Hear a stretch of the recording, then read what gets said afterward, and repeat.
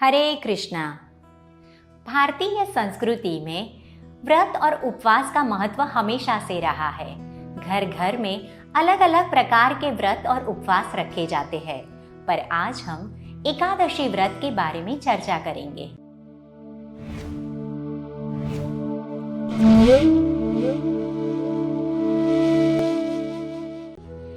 एकादशी का अर्थ है 11वां दिन। पूर्णिमा से लेकर 11वें दिन को कृष्ण पक्ष की एकादशी कही जाती है और अमावस्या से 11वें दिन को शुक्ल पक्ष की एकादशी कही जाती है। साल के 12 महीनों में 24 एकादशी आती है। पद्म पुराण में एकादशी के संदर्भ में एक कथा आती है। जैमिनी ऋषि ने एक बार श्रील व्यासदेव जी से प्रश्न पूछा, एकादशी व्रत क्या है? एकादशी व्रत का पालन क्यों करना चाहिए और अगर एकादशी का पालन नहीं करते हैं तो क्या होता है? अपने शिष्य की जिज्ञासा को देखकर श्रील व्यासदेव अति प्रसन्न हो जाते हैं और बताते हैं, जब भगवान ने इस सृष्टि की रचना करी तब उन्होंने पाप पुरुष की भी रचना करी। ये पाप पुरुष वो है जो पापी जीवात्माओं को दंडित करते हैं। भगवान विष्णु एक बार यमलोक में जा पहुंचे। वहां पर उन्होंने रोने की आवाज सुनी। उन्होंने यमराज से पूछा, ये कैसी आवाज है? तब यमराज ने बताया, हे प्रभु, ये पृथ्वी लोक से आए पापी जीवात्मा है जो अपने बुरे कर्मों की सजा भुगत रहे हैं। भगवान विष्णु वहां जाकर देखते हैं तो सारे जीवात्मा जोर जोर से रोने लगे, उनसे याचना करने लगे। भगवान को लगा कि मैंने ऐसी रचना करी है कि मेरे कारण ये लोग दुख भुगत रहे हैं। भगवान ने अपने ही शरीर से एकादशी का विस्तार किया और उन्हें वरदान दिया कि जो कोई व्यक्ति एकादशी का पालन करेगा उसके सारे पाप नष्ट हो जाएंगे और उन्हें आध्यात्मिक जगत में प्रवेश मिलेगा। पाप पुरुष ने देखा कि एकादशी के दिन उनका प्रभाव निष्क्रिय हो जाता है और सारे जीवात्माएं एकादशी के व्रत के पालन से और हरिनाम के कीर्तन से आध्यात्मिक जगत में प्रवेश पाने लगे। पाप पुरुष बड़ी ही विचलित हो जाते हैं और विष्णु के शरण में जा पहुंचते हैं और उन्हें पूछते हैं, हे प्रभु, आप ही ने तो मेरी रचना करी है ये पापी जीवात्माओं को सजा देने के लिए, पर ये एकादशी व्रत के पालन से सारे जीवात्माओं आध्यात्मिक जगत में प्रवेश पा रहे हैं, मुक्ति पा रहे हैं। अब मैं कहाँ जाऊं? मैं बड़ी ही विपदा में हूँ। अभी आप ही कोई उपाय बताइए प्रभु।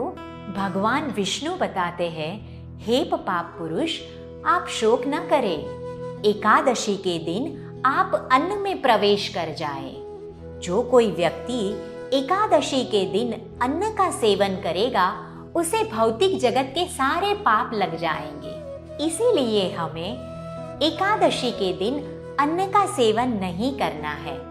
ज्यादा से ज्यादा हरिनाम लेना है, हरिनाम का प्रचार करना है। शरीर की मांगों के ऊपर ध्यान न देकर हमें भगवान की सेवा में लगना है। एकादशी को माधव तिथि भी कहा जाता है। ये भक्ति की जननी है और भगवान को अति प्रसन्न करने वाली तिथि है। श्रील प्रभुपाद जी बताते हैं कि एकादशी व्रत का पालन करने से हमारा हरे कृष्ण महामंत्र का जप भी सरल हो जाता है। ब्रह्म वैवर्त पुराण में आता है कि एकादशी व्रत का उपवास करने से जीवात्मा के सारे पापों से वो मुक्ति पा जाता है। श्रीमद् भागवतम में बताया गया है कि एकादशी के व्रत के पालन से हमारा स्वास्थ्य तंदुरुस्त रहता है, ना ही हमें ज्यादा नींद आती है, ना ही निष्क्रिय और आलसी होते हैं। तो कैसे करनी है एकादशी? अन्न से वर्जन करना है, केवल पानी ही लेना है, और वो नहीं होता है तो फल, दूध इत्यादि ले सकते हैं। तो हमारे मन में ये प्रश्न आ सकता है कि एकादशी व्रत का पालन अगर नहीं करते हैं तो क्या होगा? जैसे कि पद्म पुराण में बताया गया है कि एकादशी के दिन पाप पुरुष अन्न में प्रवेश कर जाते हैं और भौतिक जगत के सारे पाप अन्न में वास करते हैं। तो अन्न का सेवन करने से वो सारे पाप हमें लग जाते हैं।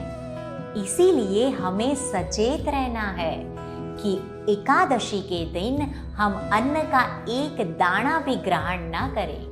स्कंद पुराण में वर्णन आता है कि जो व्यक्ति एकादशी के दिन अन्न का सेवन करता है वो अपनी माता पिता, भाई बहन और गुरु का हत्यारा माना जाता है। इसीलिए याद रखिए, एकादशी के दिन अन्न से वर्जन। एकादशी के उपवास का अर्थ ही यही है कि हम अधिक से अधिक भगवान के निकट रहे। तो कैसे रहेंगे भगवान के निकट? हरि नाम का कीर्तन करके, श्रीमद् भागवतम भगवत गीता का पठन करके, भगवान की सेवा करके और हरि नाम का जप करके। हरे कृष्णा कृष्णा कृष्णा हरे हरे, हरे राम राम राम हरे हरे। धन्यवाद। हरे कृष्णा।